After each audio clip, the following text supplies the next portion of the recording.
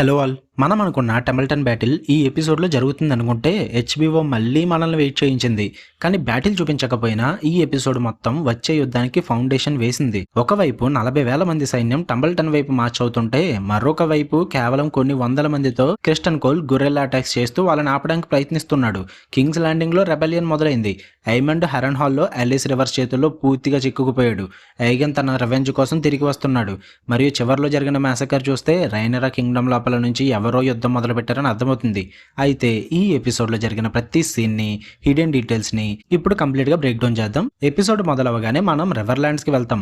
Oscar Tully, Roderick Dustin ఇద్దరి leadership లో దాదాపు 40,000 మంది సోల్జర్స్ టంబల్టన్ వైపు మార్చేస్తున్నారు. ప్లాన్ చాలా సింపుల్. టంబల్టన్ ని క్యాప్చర్ చేసి ఆర్మండ్ హై టవర్ ని పూర్తిగా ఎలిమినేట్ చేయాలి.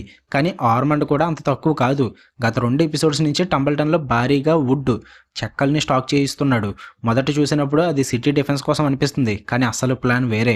ఒకవేళ రైనరా డ్రాగన్స్ తో అటాక్ చేస్తే ఈ వుడ్ మొత్తం వెంటనే ఫైర్ క్యాచ్ అవుతుంది. అంటే సిటీ మొత్తం కాలిపోతుంది. వేల మంది ఇన్నోసెంట్ సివిలియన్స్ అయితే చనిపోతారు. అప్పుడు బ్లేమ్ మొత్తం రైనరా మీద పడుతుంది.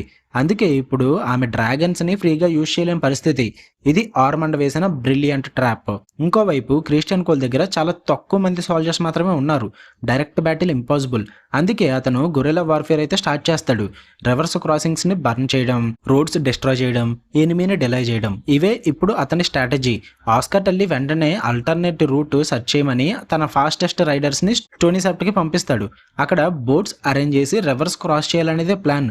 కానీ దీనివల్ల వాళ్ళ జర్నీకి దాదాపు ఇంకొక వీక్ డిలే అవుతుంది. అంటే ఆర్మండ్కి ఇంకా టైం దొరికింది. ఇప్పుడు సీన్ హెరన్ హాల్ కి షిఫ్ట్ అవుతుంది. రైనరా ప్రకటించిన రివార్డ్ అందరికీ తెలుసు. ఎవరు ఐమన్ ని క్యాప్చర్ చేస్తే వాళ్ళకే హెరన్ హాల్. దాంతో చాలా మంది బౌంటీ హంటర్స్ క్యాజువల్లోకి వస్తుంటారు. కానీ వాళ్ళందరినీ ఎదుర్కొంటుంది ఆలిస్ రివర్స్. ఇక్కడ ఆలిస్ ఒక ఇంట్రెస్టింగ్ డైలాగ్ చెప్తుంది.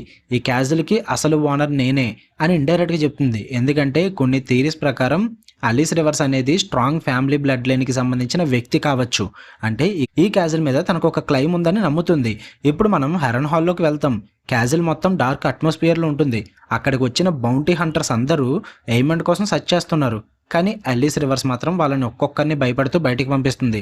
ఎందుకంటే ఎయిమండ్ ఇంకా పూర్తిగా రికవర్ కాలేదు. ఇదే సమయంలో ఎయిమండ్కి ఒక డిస్టర్బింగ్ నైట్ మేర్ వస్తుంది.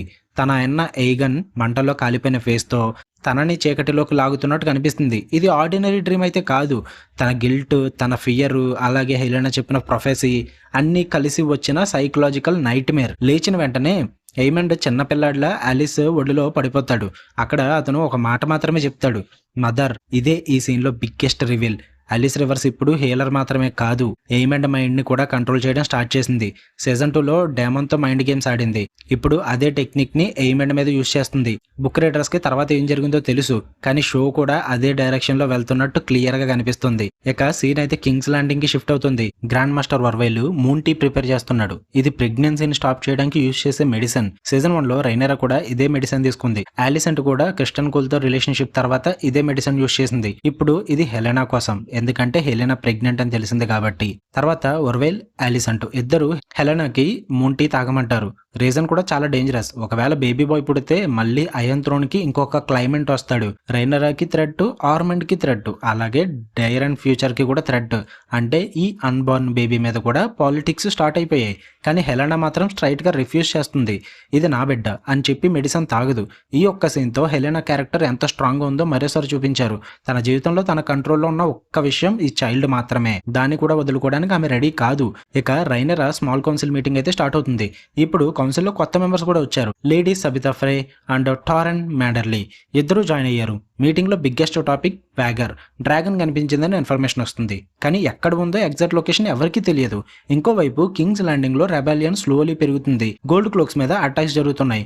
వాల్స్ మీద రైనరాకి అగెన్స్ట్ గా గ్రాఫిటీ వేస్తున్నారు. కామన్ పీపుల్ లో యాంగర్ పెరుగుతుంది. ఇక్కడ మళ్ళీ డామన్ మెజారియా మధ్య ఆర్గ్యుమెంట్ మొదలవుతుంది. డామన్ ఒపీనియన్ ఏంటంటే ముందు రెబల్స్ ని క్రష్ చేయాలి. ఫియర్ క్రియేట్ చేస్తేనే పీపుల్ కంట్రోల్లో ఉంటారు. కానీ మెజారియా మాత్రం ఫోర్స్ యూజ్ చేస్తే రెబెలియన్ ఇంకా పెరుగుతుందని చెప్తుంది. ఈ ఇద్దరి మధ్య థింకింగ్ పూర్తిగా ఆపోజిట్. ఒకడు ఫియర్ తో రూల్ చేయాలనుకుంటారు, మరొకరు ట్రస్ట్ తో రూల్ చేయాలనుకుంటుంది. ఇక్కడే రైనరాకి బిగ్గెస్ట్ ప్రాబ్లం మొదలవుతుంది, ఎవరి అడ్వైస్ వినాలి అని. ఇదే సమయంలో జాఫ్రీ తిరిగి కింగ్స్ ల్యాండింగ్ వస్తాడు. జేస్ చనిపోయిన తర్వాత ఇప్పుడు నెక్స్ట్ హెయిర్ ఇతనే. కానీ రైనరాకి ప్రస్తుతం కింగ్డమ్ ప్రాబ్లం ఎక్కువ. తన కొడుకుతో మాట్లాడడం కూడా టైం లేదు. ఇది చిన్న సీన్ అయినా ఫ్యూచర్ ఎమోషనల్ ట్రాక్స్ కి మంచి సెటప్. ఇప్పుడు సీన్ ఐగన్ లారిస్ దగ్గరకు షిఫ్ట్ అవుతుంది. ఇద్దరు ఇంకా హైడింగ్ లోనే ట్రావెల్ చేస్తున్నారు. వాళ్ళకి ఒక షాకింగ్ న్యూస్ తెలుస్తుంది. వ్యాగర్ మళ్ళీ కనిపించిందంట. ఇది విన్న వెంటనే ఐగన్ కి ఒక్కటే గుర్తుకు వస్తుంది. ఎయిమండ్ తన పరిస్థితికి, తన బర్న్స్ కి, తన కింగ్డమ్ పోవడానికి అన్నింటికి కారణం ఎయిమండ్ అని ఫీలింగ్ ఇప్పుడు పూర్తిగా ఫిక్స్ అయిపోయింది. అందుకే వాడిని నేనే చంపుతాను, లేకపోతే ప్రయత్నిస్తూ చేస్తాను అని ఓత్ తీసుకుంటాడు. ఇది రివెంజ్ కాదు, పూర్తి ఆబ్సెషన్. ఇప్పుడు మిజారియా అలిసెంట్ ని సీక్రెట్లీ మిస్ అవుతుంది. అలిసెంట్ చాలా క్లవర్ గా మూంటి తనే తాగినట్టు యాక్ట్ చేస్తుంది. తనకే ప్రెగ్నెన్సీ వచ్చిందని, విజరిస్ చనిపోయిన తర్వాత ఒక లవర్ ఉన్నాడని స్టోరీ క్రియేట్ చేస్తుంది. టెక్నికల్లీ ఆమె చెప్పింది పూర్తిగా లై కాదు, ఎందుకంటే క్రిస్టియన్ కోల్తో రిలేషన్షిప్ నిజంగానే ఉంది. కానీ ఈ ప్రెగ్నెన్సీ మాత్రం హెలనాది. అంటే తన కూతుర్ని సేవ్ చేయడానికి అలిసెంట్ తన రెప్యుటేషన్ ని సాక్రిఫైస్ చేయడానికి రెడీ అయింది. ఇది ఆమె క్యారెక్టర్ లో చాలా ఎమోషనల్ మూమెంట్. ఇప్పుడు మళ్ళీ క్రిస్టియన్ కోల్ దగ్గరకు వస్తాం. అతను గ్వెయిన్ హైటవర్ తో కలిసి అడవుల్లో మార్చ్ చేస్తున్నాడు. రోడ్ అంతా iron spikes, destroyed bridges, burn అయిన విలేజెస్ చూస్తూ వెళ్తున్నారు. ఇక్కడ గ్వెయిన్ ఓల్డ్ టౌన్ గురించి, తన చైల్డ్హుడ్ గురించి మాట్లాడతాడు. క్రిస్టియన్ కి కూడా వార్ గురించి ఒక రియలైజేషన్ వస్తుంది. నావెల్స్ కి ఇది పాలిటిక్స్, కానీ కామన్ సోల్జర్స్ కి మాత్రం ఇది సర్వైవల్. ఈ డైలాగ్ చాలా పవర్ఫుల్, ఎందుకంటే క్రిస్టియన్ మొదటిసారి తన పాస్ట్ ని ఓపెన్ గా చెప్తాడు. తన ఫాదర్ ఒక స్మాల్ నైట్ హౌస్ డాండేరియన్ కి లైఫ్ మొత్తం సర్వ్ చేశాడు. కానీ ఒక్కసారి వాళ్ళ పవర్ పోయాక వాళ్ళ కుటుంబం కూడా పూర్తిగా కొలాప్స్ అయింది. అందుకే క్రిస్టియన్ కి డిఫీట్ అంటే కేవలం ఓటమి కాదు, మళ్ళీ అదే పవర్టీలోకి వెళ్ళిపోవడం. అందుకే చివరి వరకు ఫైట్ చేయాలని డిసైడ్ అయ్యాడు. ఇప్పుడు టంబల్టన్ ఆర్మండ్ డారెన్ కి హిస్టరీ లెసన్స్ చెప్తుంటాడు. కానీ ఇది హిస్టరీ క్లాస్ కాదు, ఫ్యూచర్ కింగ్ ట్రైనింగ్. అతను హైటవర్ యాన్సెస్టర్స్ గురించి, ఓల్డ్ టౌన్ హిస్టరీ గురించి, ముఖ్యంగా ప్రిన్సెస్ మెరియా మార్టెల్ గురించి చెప్తాడు. ఎందుకంటే మెరియా మార్టెల్ డ్రాగన్స్ ని డైరెక్ట్ బ్యాటిల్లో కాదు, గొరిల్లా టాక్టిక్స్ తో ఎదుర్కొంటుంది. అదే స్ట్రాటజీని ఇప్పుడు ఆర్మెంట్ కూడా ఫాలో చేస్తున్నాడు. డ్రాగన్ కి ఎదురుగా డ్రాగన్ అవసరం లేదు, సరైన స్ట్రాటజీ ఉంటే చాలు అనేది అతని బిలీఫ్. ఈ సీన్ లో ఆర్మండ్ డైరన్ ఇద్దరు ఒక బోర్డు గేమ్ ఆడుతుంటారు. దాన్ని సీవేస్ అంటారు. గేమ్ లో డైరన్ ఆర్మండ్ బీట్ చేస్తాడు. మొదట అపాలజైజ్ చేస్తాడు, కానీ ఆర్మండ్ ఒక ఇంట్రెస్టింగ్ లెసన్ చెప్తాడు. విక్టరీకి ఎప్పుడు సారీ చెప్పొద్దు. ఇది డైరన్ ఫ్యూచర్ క్యారెక్టర్ కి చాలా ఇంపార్టెంట్ డైలాగ్. ఇప్పుడే ఆర్మండ్ ఒక బ్యాగ్ తీసి చూపిస్తాడు. అందులో కొత్తగా మింట్ చేసిన కాయిన్స్ ఉంటాయి. ఆ కాయిన్స్ మీద డైరన్ ఫేస్ ఉంటుంది. అంటే ఆర్మండ్ ఆల్రెడీ డైరన్ ని కింగ్ గా ప్రిపేర్ చేస్తున్నాడు. ఇప్పుడు ఎయిగన్ కాదు, ఎయిమండ్ కాదు, తనకు కావాల్సింది డైరన్ కింగ్ అవ్వడం. అదే అతని రియల్ ప్లాన్. కింగ్స్ ల్యాండింగ్ లో హెలెనా తన డాక్టర్ జహరాతో గార్డెన్ లో ఉంటుంది. అక్కడ ఒక క్యాటర్పిల్లర్ ని చూపిస్తూ దాన్ని టచ్ చేయొద్దని చెప్తుంది. ఎందుకంటే అది పాయిజనస్ నైట్ షేడ్ ప్లాంట్ తింటుంది. ఇది నార్మల్ సీన్ కాదు. ఈ caterpillar, butterfly, night shade symbolism అన్ని జార్జ్ ఆర్ఆర్ మార్టిన్ యూనివర్స్ లో ఫ్యూచర్ ఈవెంట్స్ కి ఫోర్ షాడోయింగ్. అంటే చిన్న చేంజ్ కూడా తర్వాత హ్యూజ్ కాన్సిక్వెన్సెస్ తీసుకొస్తుందని ఇండైరెక్ట్ హింట్. ఇప్పుడు ఎపిసోడ్ క్లైమాక్స్ కు వచ్చేసాం. కింగ్స్ ల్యాండింగ్ లో పరిస్థితులు రోజు రోజుకి మరింత ప్రమాదంగా మారుతున్నాయి. అలిసెంట్ ఎట్టకేలకు ఎస్కేప్ ప్లాన్ సిద్ధం చేసింది. తన ఫేత్ ఆఫ్ ది 7 పెండెంట్ నిచ్చి కొంతమంది గార్డ్స్ సహాయం తీసుకుంటుంది. ప్లాన్ ఏంటంటే బేలా రూమ్ లో ఉన్న సీక్రెట్ ప్యాసేజ్ ద్వారా రెడ్ కీప్ నుంచి బయటికి వెళ్ళిపోవడం. ఇదే passage blood and cheese red keep లో వచ్చినప్పుడు ఉపయోగించింది. అంటే ఒకప్పుడు జహరిస్ మరణానికి కారణమైన సీక్రెట్ టనల్ ఇప్పుడు అలిసెంట్ హెలెనాని కాపాడడానికి ఉపయోగపడుతుంది. ఇది చాలా మంచి కాల్ బ్యాక్. కానీ ఈ ప్లాన్ లో ఒక పెద్ద ప్రాబ్లం ఉంది. జహెరా చిన్నపిల్ల, ఎస్కేప్ సమయంలో ఏడిస్తే అందరూ పట్టేసే అవకాశం ఉంది. అందుకే అలిసెంట్ చాలా బాధతో తర్వాత ఆమెను తీసుకొస్తామని చెప్తుంది. కానీ హెలెనా వెంటనే నో అంటుంది. తన పిల్లని వదిలేసి తాను మాత్రం వెళ్ళనని చెప్తుంది. గత ఎపిసోడ్ లో మూన్ టీ తాగడానికి ఎలా ఒప్పుకోలేదో ఇప్పుడు తన కూతురిని వదిలి వెళ్ళడానికి కూడా ఒప్పుకోదు. ఇంకా మరోవైపు బెయిలా, యాడమ్ ఇద్దరు ఇంకా వ్యాగర్ కోసం సెర్చ్ చేస్తున్నారు. ఏ జడ దొరకదు. ఇక్కడ బెయిలా చాలా ఎమోషనల్ డైలాగ్ చెప్తుంది. ఒకప్పుడు జేస్ ని పెళ్లి చేసుకుని 7 కింగ్డమ్స్ క్వీన్ అవుతానని అనుకుంది. కానీ జేస్ చనిపోయాడు. ఆ కళ కూడా చనిపోయింది. ఇప్పుడు రేపు పొలిటికల్ అలయన్స్ కోసం ఏదో వయసైన లార్డ్కి తనని పెళ్లి చేస్తారేమో అని భయపడుతుంది. ఇంకా రైనెరా తనతో మాట్లాడడం కూడా మానేసిందని బాధపడుతుంది. ఎందుకంటే గుల్లెట్ బ్యాటిల్లో జరిగిన విషయాలు, జేస్ మరణం, ఇవన్నీ ఇద్దరి మధ్య పెద్ద దూరం తీసుకొచ్చాయి. ఇప్పుడు హెరన్ హాల్లో ఎయిమండ్కి మెలకు వస్తుంది. తన డ్రాగన్ వ్యాగర్ గురించి అడుగుతాడు. ఆలిస్ మాత్రం సూటిగా సమాధానం చెప్పదు. నువ్వు ఇక్కడ ఖైదీవా అని అడిగితే కూడా నవ్వి ఊరుకుంటుంది. అంటే ఎయిమండ్ కి కూడా తను కంట్రోల్లో లేడనే విషయం అర్థమవుతుంది. ఎలిస్నే ఇప్పుడు మొత్తం సిచ్యువేషన్ కంట్రోల్ చేస్తుంది. ఇక ఎయిగన్ వైపు వస్తే తన జీవితం ఎలా మారిపోయిందో ఇప్పుడు పూర్తిగా అర్థమవుతుంది. లారిస్ మొదటిసారి అతనితో ఓపెన్ గా మాట్లాడతాడు. నీకు అన్నీ దొరికాయి, best teachers, best nights, dragon, Kingdom, అయినా నువ్వు వాటిని ఉపయోగించుకోలేదు అని ముఖం మీద చెప్తాడు. ఇక రైనెరా గ్రాండ్ సెప్ట్ కి వెళ్తుంది. తాను చాలా రిలీజియస్ పర్సన్ కాకపోయినా ప్రజల ముందు ఫెయిత్ ని రెస్పెక్ట్ చేస్తున్నట్టు చూపించాలని అనుకుంటుంది. ఒక ఇంపార్టెంట్ కన్వర్సేషన్ జరుగుతుంది. రైనర్ అడుగుతుంది, ఎందుకు అందరూ నన్నే క్వశ్చన్ చేస్తున్నారు. ఇప్పుడు డేమన్ ఒక మాట చెప్తాడు, ఎందుకంటే నువ్వు ఉమెన్ అని. ఈ ఒక్క dialogue dance of the dragons మొత్తం కాన్ఫ్లిక్ట్ ని ఎక్స్ప్లెయిన్ చేస్తుంది. తర్వాత డేమన్ రైనరాకి కాన్ఫిడెన్స్ ఇస్తాడు, నువ్వు ఇంకా స్ట్రాంగ్ గా ఉండాలి, ఇలా కాదు అని చెప్పి వెళ్ళిపోతాడు. ఇదే సమయంలో ఒక surprise entry. Tyland Lannister. Battle of the Gullet తర్వాత కనిపించిన టైలాండ్ మళ్ళీ ఎయిగన్ లారిస్ దగ్గరకు వస్తాడు. ఇప్పుడు ముగ్గురు తర్వాత ఏం చేయాలనే ప్లాన్ గురించి మాట్లాడతారు. ఆ టైలాండ్ ఎయిగన్ ని లానిస్ పోర్ట్ తీసుకెళ్దాం అంటాడు, కానీ లారిస్ మాత్రం ఒప్పుకోడు. తన ఒరిజినల్ ప్లాన్ నే ఫాలో చేయాలని చెప్తాడు. అంటే ఎసోస్ కి వెళ్ళాలి, వారు పూర్తయ్యే వరకు వెయిట్ చేయాలి, తర్వాత ఆర్మీతో తిరిగి రావాలి. ఇద్దరి ప్లాన్స్ పూర్తిగా డిఫరెంట్. ఇక మరోవైపు కింగ్స్ ల్యాండింగ్స్ లో డైమండ్ గోల్డ్ క్లోక్స్ కి స్పీచ్ ఇస్తాడు. వారు గెలిస్తే సిల్క్, గోల్డ్, సిల్వర్ సంపద అంతా వెస్ట్రోస్ కు వస్తుంది అని వాళ్ళని మోటివేట్ చేస్తాడు. కానీ మనకు తెలుసు రైనరాకి ప్రపంచాన్ని జయించే ఆలోచన లేదు. ఇది పూర్తిగా డైమండ్ డ్రీమ్. ఇద్దరి ఐడియాలజీ ఎంత డిఫరెంట్ గా ఉందో మళ్ళీ చూపించారు.